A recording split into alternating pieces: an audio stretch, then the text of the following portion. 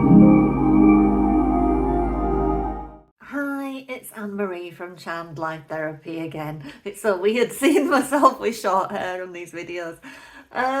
Yeah, today I just wanted to talk about children and in terms of helping them with hypnotherapy, because I do work with quite a lot of children in my practice and it's quite interesting for me.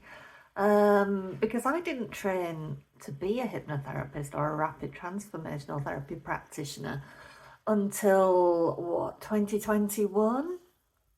But hypnotherapy kept showing up in my life. At 12, I was diagnosed with school phobia and kind of went into this weird period of really, in a way, being in charge of my own life. My fear was such that kind of it made me kind of very definite about what I would and wouldn't do, and acting out because of fear. And it kind of put me in the position of being in control of the adults around me, which is really kind of unsettling for a child. And I kind of wanted to talk about that a little bit. But it's funny because at that time, and I was telling my client about this today, at that time when I was 12 and I was kind of being threatened with being thrown back into school, regardless of how I felt, you're going to school and that's that, which was absolutely terrifying to me at the time. They tried to take me to a hypnotherapist, but I was so determined in the fear, so set in it all and all of that, that I kind of couldn't stop crying long enough to be hypnotized. And it's funny, I've tried hypnotherapy at various times in my life and kind of enjoyed it, but thought, I don't know if this has done anything. So it's kind of really strange that I have ended up being a hypnotherapist, but luckily I seem to get very good results with my clients. So I don't know if it's just in the past I wasn't ready for change, which is really important with hypnotherapy. And I think possibly some of those times in the past I've either not felt secure with the therapist or I've just not been ready for change. Because this is one of the things, to most bear in mind with hypnotherapy and for children who tend to get really invested in, hanging on to these coping strategies that are particularly positive. They become very meaningful to children. And you know what I mean? If you're a parent dealing with a child that's like in puberty or a teenager, you know yourself how definite they can be and how hard it can be to reason with them or change the perspective on something, because whatever fear or whatever it is or whatever coping mechanism is so strong, so powerful, it's very hard to get them to think in terms of it being another way. They're really afraid of letting go of whatever that coping mechanism is. So I just wanted to talk a little bit about hypnotherapy for children. As I say, I work with quite a few now on various different issues. But one thing I have seemed to notice is kind of that, like me when I was young at 12, if you get a child that kind of is put into this position of being in charge of their own life, if mum and dad are kind of too sensitive, too, pussyfooting around how to navigate what's going on with the child, if it seems directionless and it kind of puts the child in this role of being the one in charge, and them being in charge is often in this way of it being fear driven, or refusing to do things or putting the foot down or not getting up on a morning or, being awake all night, whatever it is. And mum and dad kind of don't know what to do about it. And that kind of then ends up with the child subconsciously feeling like they're the one that has to be in charge of their own life, because sometimes it's almost like to them it feels like the adults around them don't know what to do. So then that must mean it's on them. And when you're a child, having adult responsibilities put on you like that, it's really jarring because you don't know what to do with that, because you haven't got your adult critical thinking skills in place. So it leaves you feeling really quite adrift, really. And it also starts those feelings of not feeling good enough, because when you're feeling unsettled and scared and like you can't manage your own emotions and you don't know what to do about things in your life, it starts making you think, "Oh, I'm not good enough, I can't do these things, I keep failing." life keeps showing me that I'm not good enough at achieving these things or managing things or making good decisions. I keep failing, things keep going wrong. My friendships are breaking down. So and so doesn't fancy me, whatever it is. So yeah, sometimes like a big part of my job now is kind of helping parents navigate how to work with their children. And sometimes kind of it's a wee bit difficult for me, I must admit, because there's a little bit of my imposter syndrome that says, well, you've not had a child, you don't know what it's like to be a mother. I know what it's like to be a dog mother, but I don't know what it's like to be a mother. But on the other hand, I do have the experience of having been a child in great difficulties, diagnosed with depression and anxiety, and going through all of that for myself. So I do have the different perspective on it, and I kind of now, with hindsight, kind of can see what my mum should have done. And I say my mum because my dad was very emotionally absent, which is a big part of the problem. Mum wasn't supported. Mum was managing 6 children, and there wasn't a lot of time to go around. And kind of my school phobia, what I learned through having rapid transformational therapy for myself, which is what I do now in my everyday life, what I learned was that my subconscious learned that it was only when I failed, when I made a big stir and there was a big to do, that I got any attention. So it kind of learned to keep failing. And that was what happened to me. And I kind of hit 12 years old, and nothing had kind of worked well enough to really make me feel like I mattered, like there was a role for me in the family, like anybody was bothered about what was going on with me internally. So my mind came up with this school phobia, basically. It says, right, we haven't made a big enough splash yet, so it really detonated and it caused as big a stir as it could. And that was the sum total of it, really. But what followed was that even that didn't work, really, because there were still too many people in the family. Everybody had stuff going on. Everybody had kind of learned that the only way that they got any attention was when they failed. So it took a bigger thing and the next thing and the next thing and the next thing, and the thing was ever evolving.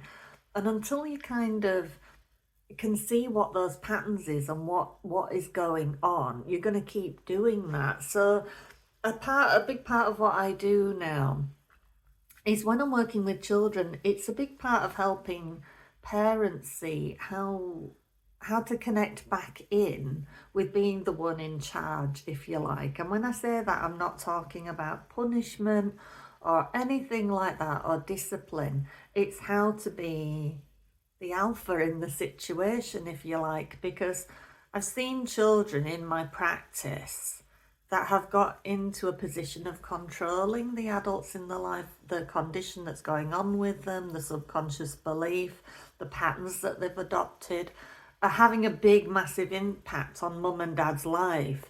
And it's a way of keeping mum and dad close. If a child doesn't feel independent, like it's safe to be independent, then they need a way to always have mum and dad close. And that will often show up as some kind of phobia or compulsion or something like that, that's going to mean that mum and dad always have to be like this, or that mum and dad are facilitating it. And parents get trapped into this thing of, well, if I don't do it, there's repercussions.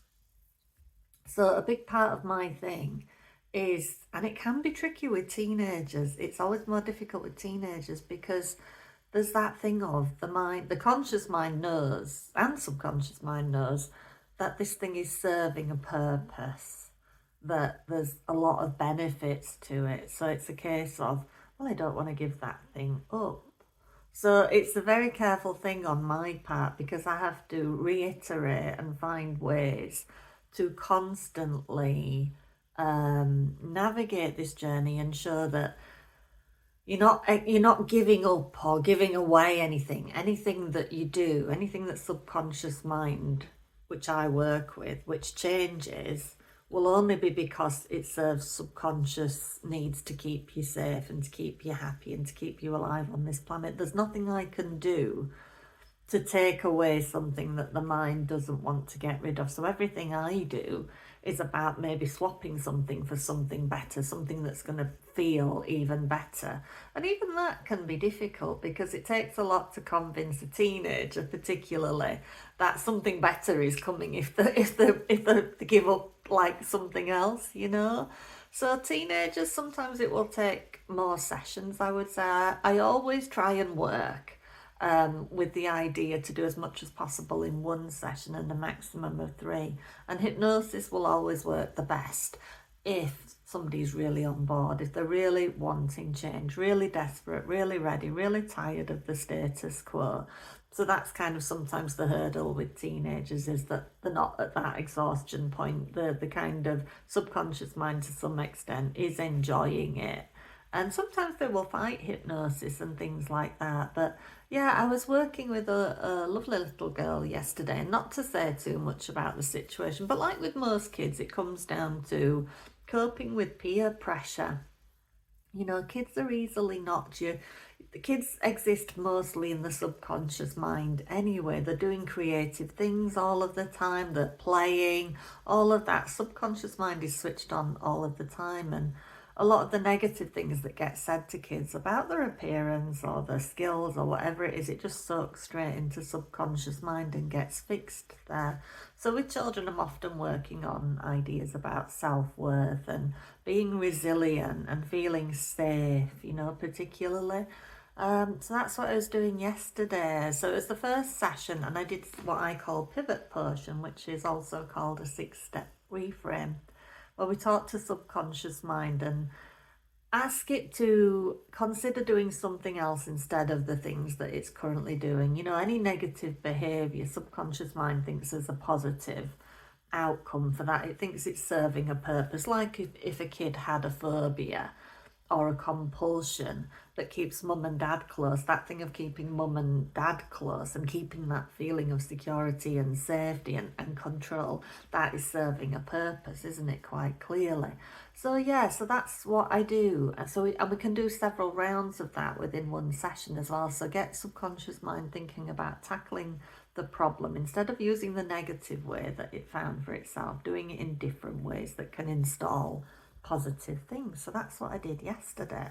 So this morning I got a lovely email from the parent just saying she'd had some concerns and the child was a little bit worried about change and whether she'd done the right thing.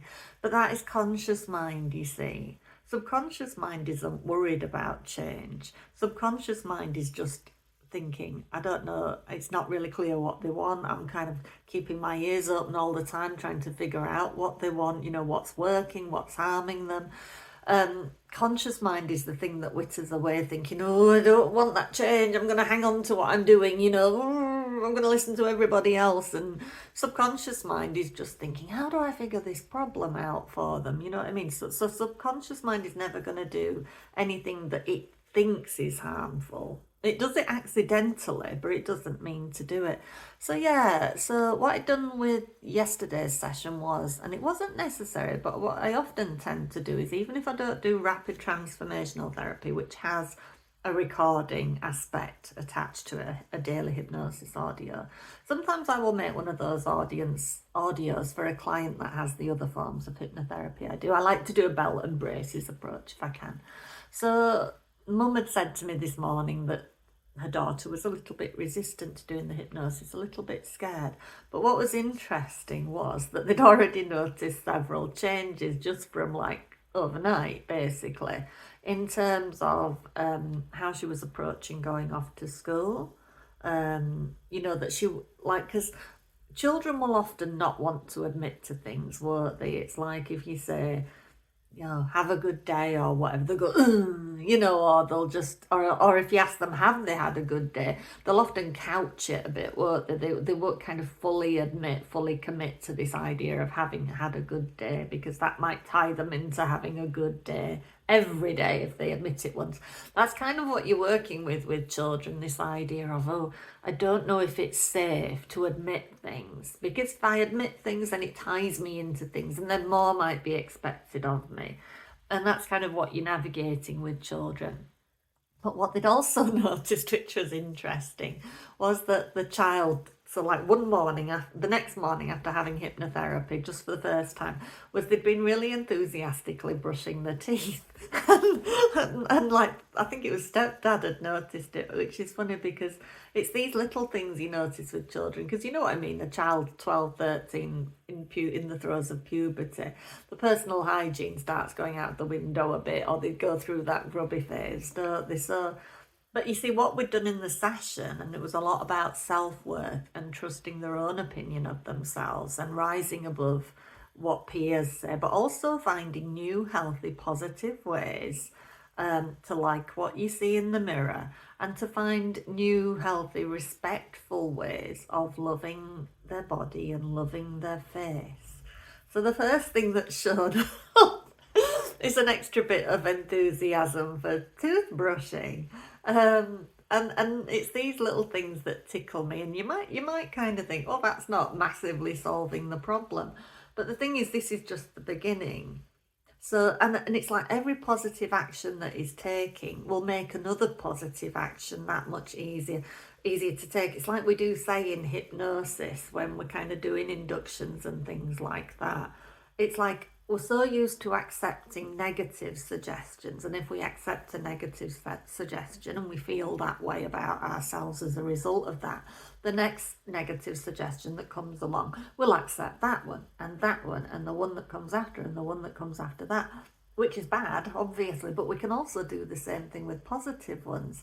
So when we get you into hypnosis, what we'll often do is some kind of little deepening techniques and suggestibility techniques, which show your mind that it's capable of accepting daft suggestions. So if it can accept daft suggestions about things like that aren't real, like magnets in the palm of your hands that make your hands come together and meet in the middle, it'll also accept positive suggestions. So in the case of my little girl client, who was absolutely lovely, she on the way out, she says, oh, you've got a beautiful house. And, oh, that's so sweet. You know, because and I think that was kind of like, even then, that is a positive step, because you know what I mean, it can be hard to get words out of kids at the best of times. So before she's even left my house, she's complimented my house. Now that might seem like nothing, but to a kid, that's quite a brave thing, because that's the child admitting to having an opinion for themselves and expressing it and feeling safe to express their opinion of something. So that is not a tiny deal.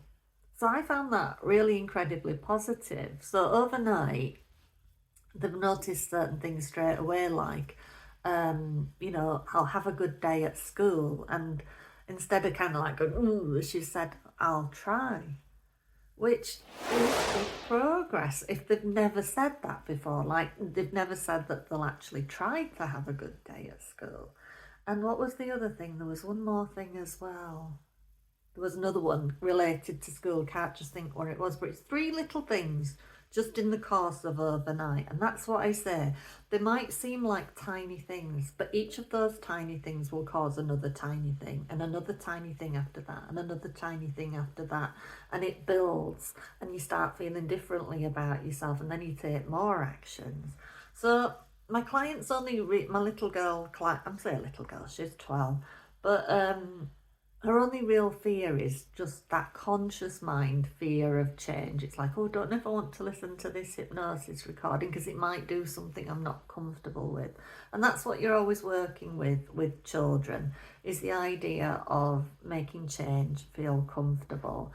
And your mind can get used to anything. It's just a case of repetition and making it familiar, which is why we do hypnosis recordings, because your mind needs about 3 weeks to get used to the idea of change. We fear change so much because we think it threatens us, but change is out of our hands anyway. Change happens every day, whether we like it or not. We just fool ourselves that it's not happening.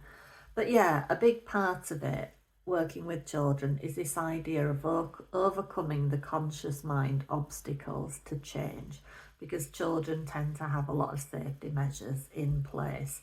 And sometimes that has come about because there's not clear leadership from the adults, or the adults are so, you know, it's so hard for kids nowadays because there's so many opinions coming at them, and all the things to do with sexuality and all of it, and they're so impressionable anyway.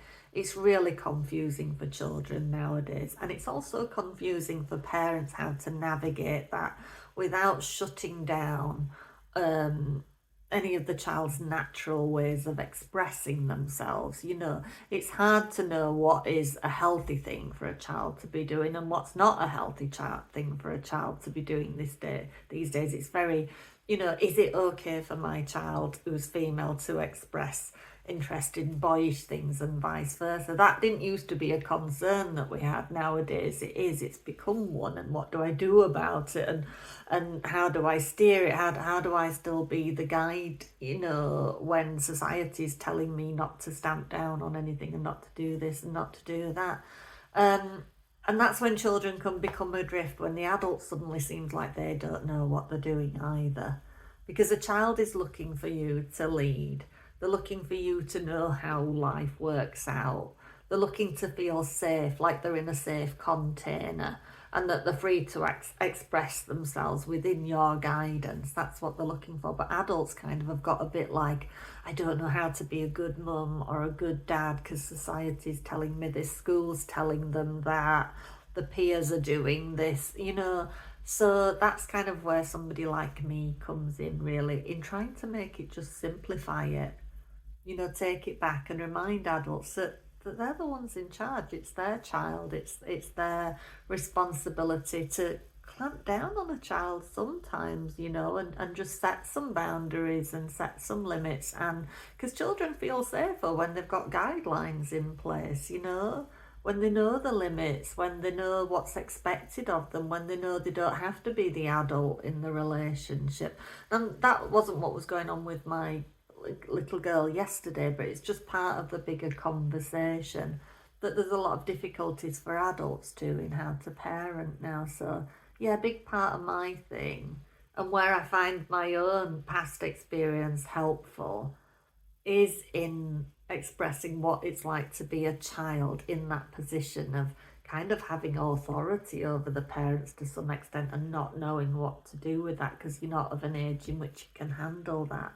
And adults being like, I don't know what to do because I'm walking on eggshells here. We're all living around this child's behaviour, this child's attitudes, what this child will or won't do.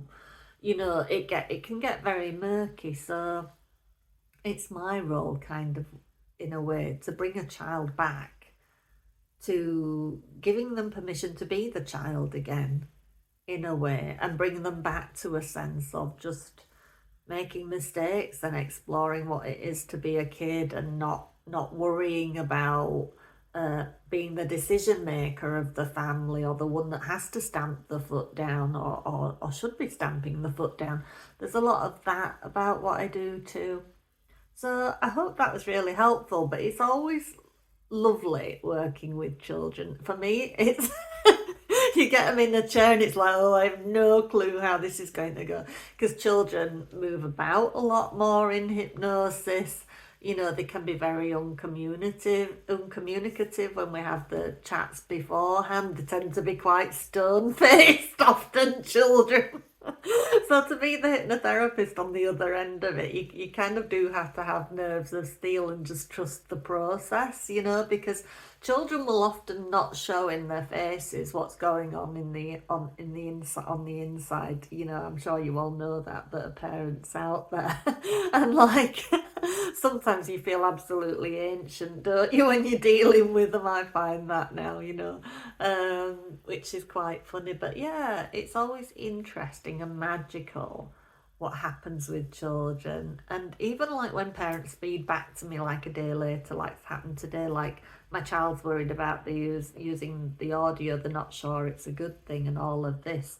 I'm not worried about that, because I know that's just conscious mind just fearing change. So all I have to do is reassure that nothing's going to happen that subconscious mind doesn't want to happen. Nothing's going to happen or get taken away that won't be replaced with something that's better or easier.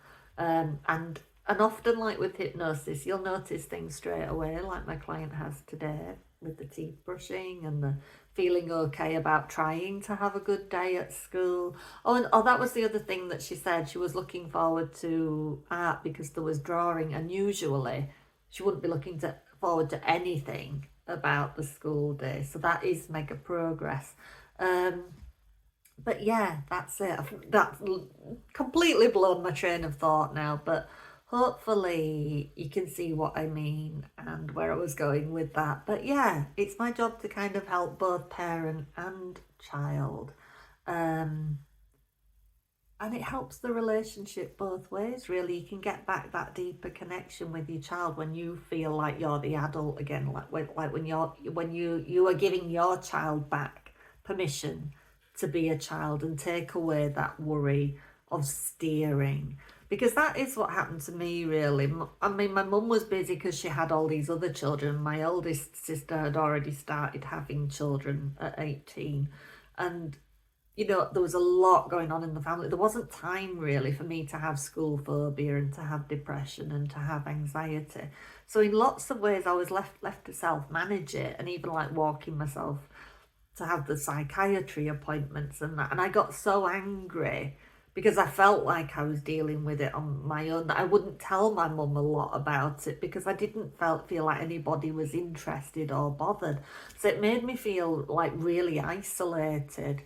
So kind of all of that, which was terrible at the time, is actually quite useful now. So that even though I haven't had children myself, because I understand it from the child's perspective, because I lived it, I lived what it was like to be a child with all these issues and all of these problems, I'm really invested and quite knowledgeable in that sense. And I also understand the pitfalls of not sorting it out fast and allowing it to fester, because I know it'll go from one thing, and when that doesn't work good enough, there'll be a bigger problem and a bigger problem and a bigger problem. And that's kind of like why I like to bring in an audio no matter what kind of hypnotherapy session I've done, because I want to solve it fast for a child. I don't want to lose any time, because the longer it goes on, the more likely it's going to go on for decades and morph into other things. So that's kind of really my focus, is really moving fast and not wasting any time wherever possible. So anyway, if you've enjoyed that, please do hit that like, subscribe and share. And please do check the description box, because there is access to a free hypnosis limitless life audio, which you can listen to yourself for 3 weeks and see what happens, and see if you start cleaning your teeth more ferociously, or whatever other things pop up for you. Yeah, and you can drop me an email as well at any time if you've got any kind of queries about whether I can help you or not, to anna@charmedlifetherapy.co.uk. Please do drop me a comment. I'm always happy to reply. And please do help me grow this channel and get my name about there. I'm really appreciative to all of you that spend the time to watch these videos, no matter what I'm talking about. All right, I will see you again soon. Thank you.